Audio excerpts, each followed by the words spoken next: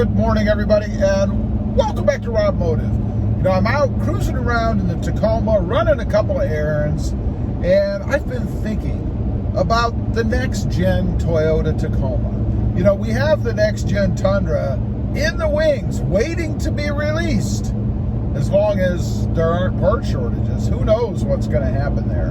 But seeing what Toyota has done with the new Tundra, or at least what it looks like they've done, who knows, we haven't actually seen a real one yet, kind of gets me thinking about what I want to see and don't want to see in the next Toyota Tacoma.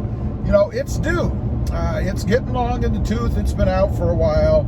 At least, I don't know, maybe in some people's eyes.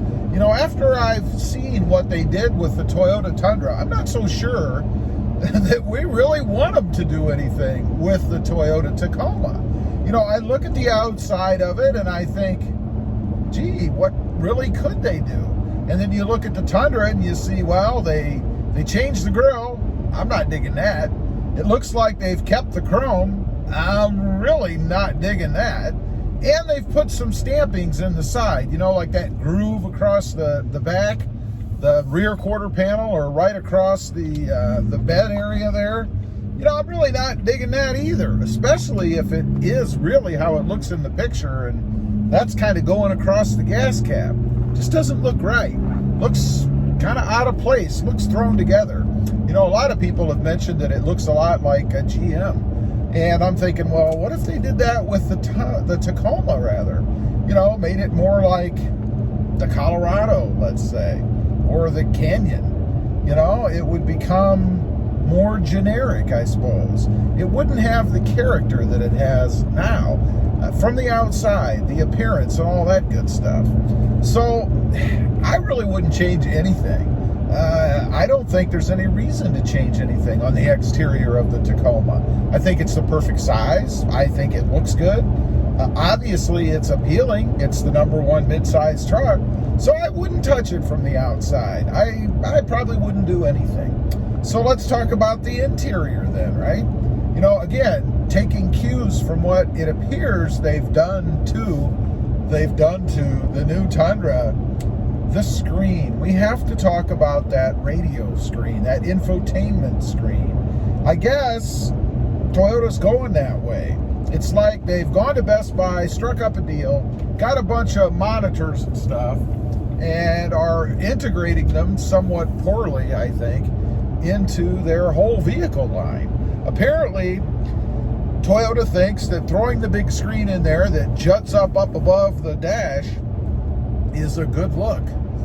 I don't think so. I don't think it's really a good look. It also appears they put a bunch of, I don't know, buttons, switches, levers, I don't even know what they are, controls down below that screen. One directly below it, and then there's a gap, and then there's more of them. Now, I'm assuming that Toyota has kept the volume knob for the infotainment system, because that was a big debacle a few years ago with Honda. Honda put in their new system and it didn't have the traditional radio button. On the steering wheel, it had some weird kind of thing that looked like you could slide your finger across it, but you really couldn't. It was more like a weird toggle switch for the volume. And people hated it. Now, it did have a volume adjustment, kind of a slide thing on the screen, or a tap option where you could change the volume that way, but it was horrid. It wasn't long after that Honda went back, redid the radio, and actually gave all of the Honda faithful their radio button back. So I'm hoping Toyota has at least kept that. Now, the screen. You know, if you watch my channel, then you know I am all for big, gigantic radio screens, right? I love that. Big infotainment systems. Of course, they have to be functional. You can't just take the radio like what we have now, make it gigantically bigger, but it doesn't do anything else. That's going to be interesting to see. Now, the one beam of hope, I think, with Toyota's new infotainment system, if it is new, is that it's that more intuitive system. The system that you can have a conversation with, or at least it's more conversation-like. You can speak to it, kind of like you do with Alexa or Siri. You know, you can kind of do the same thing, talk to it a little bit more, and it will, in essence, talk back to you in full sentences. So hopefully they have taken advantage of that. Rumor is that that's what they're doing, but there's also a belief out there that that's only going to be available, at least first off, in their higher end vehicles. So we will find out. It would be pretty cool if they did that in the Tacoma, but I'm not exactly sure how they could integrate a screen like that in the Tacoma, given the space that they have in the current dash. I think they would really have to take a look at redoing the dash altogether, make it more up and down instead of its little section at the top and then it juts back. That would mean a major redesign of the dash inside the Tacoma. And honestly, I don't think Toyota's going to do that.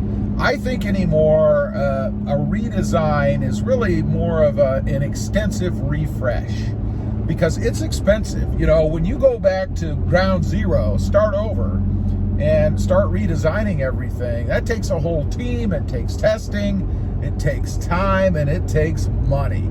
And I don't think they're going to do that. What I think they'll probably do is throw in a Best Buy type monitor screen, and it will stick up above the dash, just like they're going to with every other vehicle in their line. As far as everything else in the interior, you know, I really don't have any other complaints. I guess I'd call them complaints. It's not bad the way that it is. The one thing they could add would be that grab handle over there, the one that I had to put in myself. It would be nice to have that back. A lot of people complain about that. Now, there are other people, and I'm really not one of them, that complain about ceiling height. You know, at my massive vertical gift that I was given genetically, you know, at 5'9.5", I don't really have any issues as far as headroom. I mean, I've got a lot of headroom in here. I mean, look at that. It's probably, I don't know, 4 or 5 inches, 3-4 inches, whatever. I don't hit the ceiling. I don't have any problems. My only trouble with the truck, as far as room goes, is the doorway. You know, getting in and out, I really do have to contort to get in and out of this truck. And I would hate to be, you know, 6'4", trying to get in and out of a Tacoma. Matter of fact, I'd go as far as to say that somebody who is 6'4" probably shouldn't buy a Tacoma, because they're going to be miserably uncomfortable. Of course, it depends on how you're proportioned. I mean, if you're all legs and your torso is shorter, yeah, maybe it'd be a little bit more livable. But then you need to be able to put the seat back, you know, almost to the bed to accommodate the gigantically long legs that you'd have. So there's really no answer. And I think at some point, you know, the market has to accept, we have to accept that it is a mid-sized truck. You know, when it comes to proportions, if you want something bigger, well, that's a full-size truck. So you can't expect the Tacoma to be as roomy inside as the Tundra, because that's the Tundra. So at some point it gets to be kind of ridiculous, I think, in what you hear out there and what we, the buying public, say that we want. I think, again, in that case, if you're looking for bigger proportions inside the Tacoma, you're probably talking about a Tundra. So I hope they don't go crazy and Tundrafy the Tacoma, because I don't think it's necessary. I think, if anything, you know, just those couple of small tweaks is all it would really take. They don't have to go crazy. And hopefully they don't make the Tacoma more like a GMC, you know, a Chevy Colorado or a Canyon or any of that, like a lot of people are claiming they've done with the redesigned Tundra. We shall see. Anyway, leave a comment. Let me know what you think. Do they really need to do anything with the Tacoma? Anything major? I mean, couldn't we just string this thing out another, I don't know, 5-10 years and enjoy what we have?